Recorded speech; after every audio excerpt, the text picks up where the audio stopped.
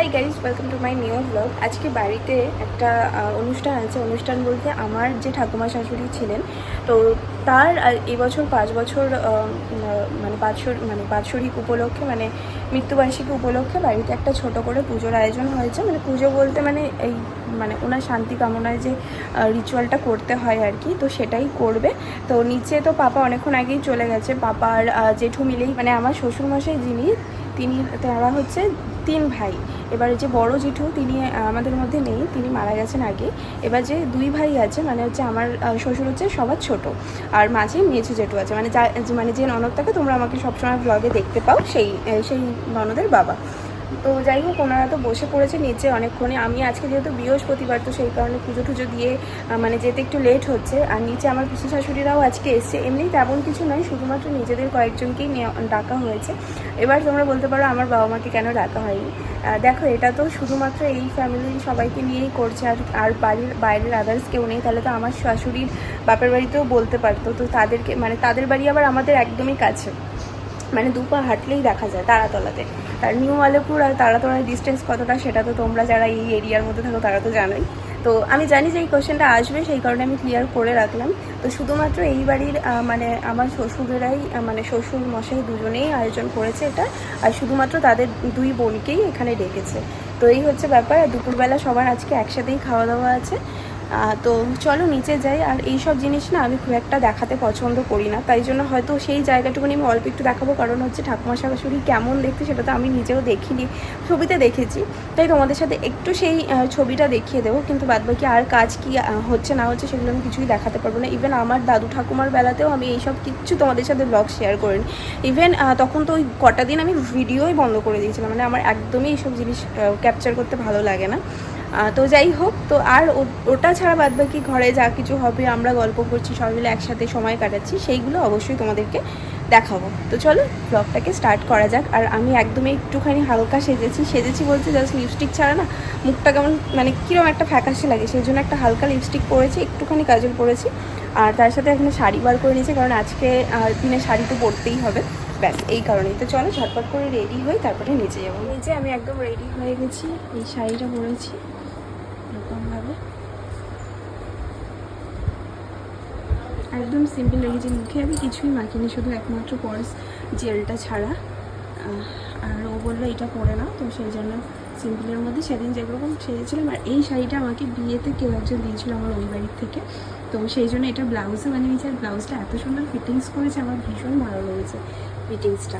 আর ভীষণ পরেও আরাম শাড়িটা।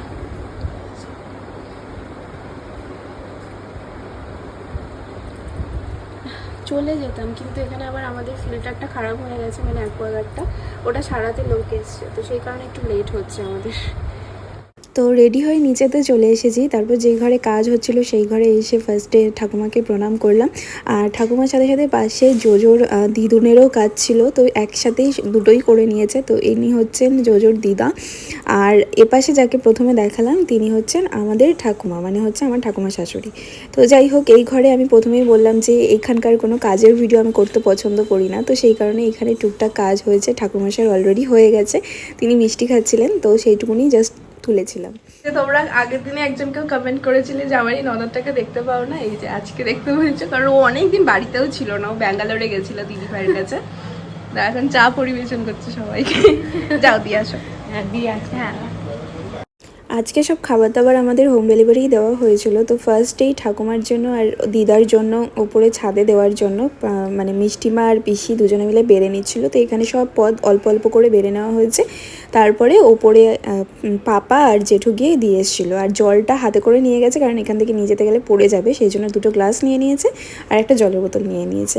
তো এবার ওরা ওপরে দিয়ে আসলে তারপরে সবাই মিলে আমরা খেতে বসবো। তো প্রথমে তো ওদিকে সবাই খাচ্ছিল, তো আমরা ঘরে চলে এসেছিলাম, আমাদেরকে এখানে মিষ্টিমা দিয়ে যাচ্ছিল, আর কিছুটা আমরাও নিয়ে এসেছিলাম। ওপাশে সিনিয়র গ্রুপ বসেছে, এখানে আমরা জুনিয়র গ্রুপ বসেছি। এখন আগে আপাতত শুক্তো আর আলু ভাজা,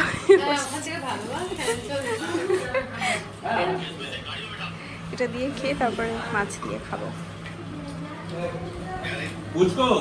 কিচ্ছু নেবো না, আমি আগে এটা শেষ করি, পাত্তার আমার অবস্থা দেখো।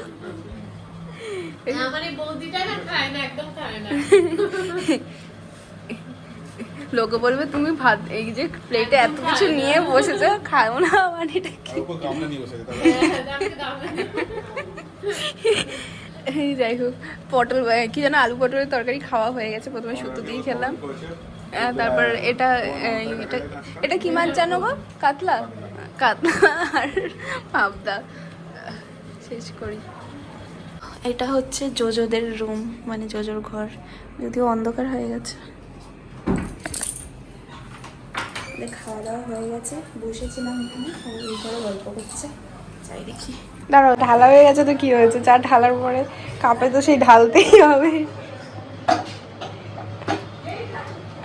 ননদিনে আমার কত কাজ করছে দেখো।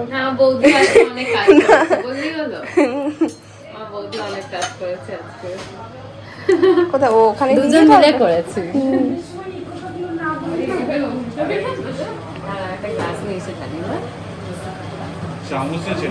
হ্যাঁ, ওই চামচ গুলো নেই, গোল হাতা।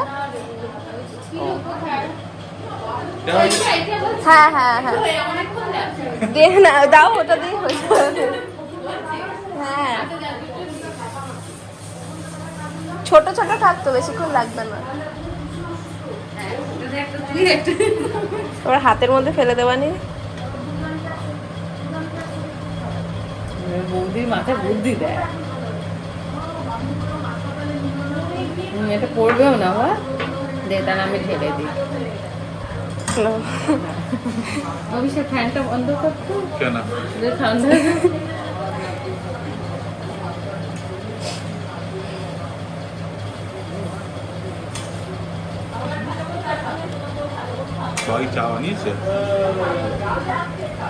দিয়ে আসবো কাপে করে, কাকার এইটুকু তো হবে না। সেটাই তো, বেশি হলে এক গ্লাস দিয়ে দেবো। অনেক বেশি হয়ে যাবে, পরেও আবার গরম করে দিতে পারবে।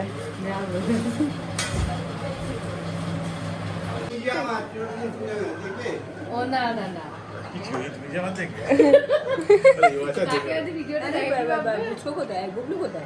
গুগলুকে পাপা শুশুরি দিচ্ছে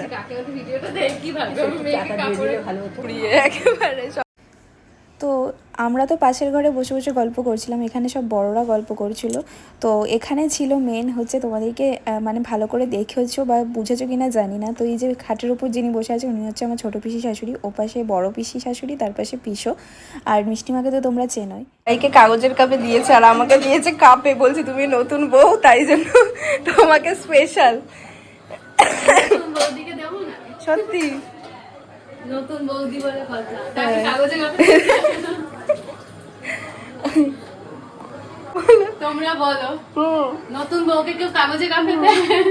হ্যাঁ, আমার ননদও কত কাজ করে দেখো তো, একদম সব কিছু এক্সপার্ট। আর যদি সেরকম কোনো ছেলে থাকো যোগাযোগ করো তো, বিয়ে দিতে হবে। খোঁজাখুঁজি চলছে কিন্তু আমরা পাচ্ছি না ভালো ছেলে। ভালো ছেলে হলে যোগাযোগ করো তো।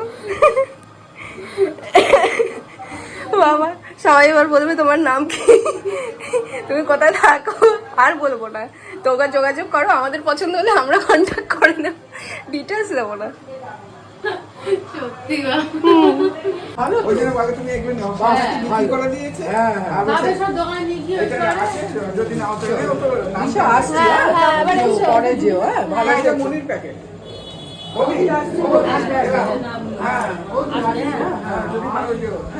এখন বেশি আমি জোর দিচ্ছি না, কারণ এখন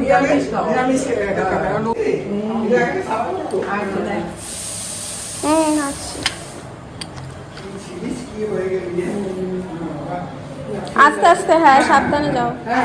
হ্যাঁ হ্যাঁ, খুব ভালো মেয়েদের বিষয়, ভালো থাকি, সবাইকে নিয়ে ভালো থাকি। হ্যাঁ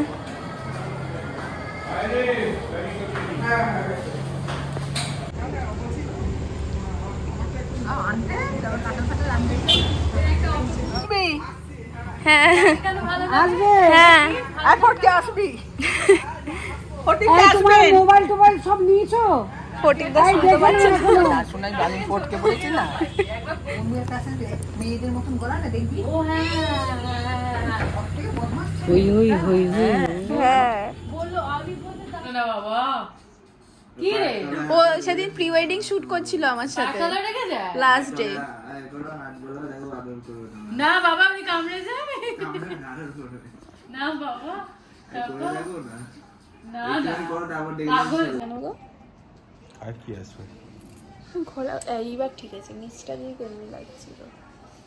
সত্যি তোর দাদার জন্য এত ঠান্ডা লেগে গেছে কি রে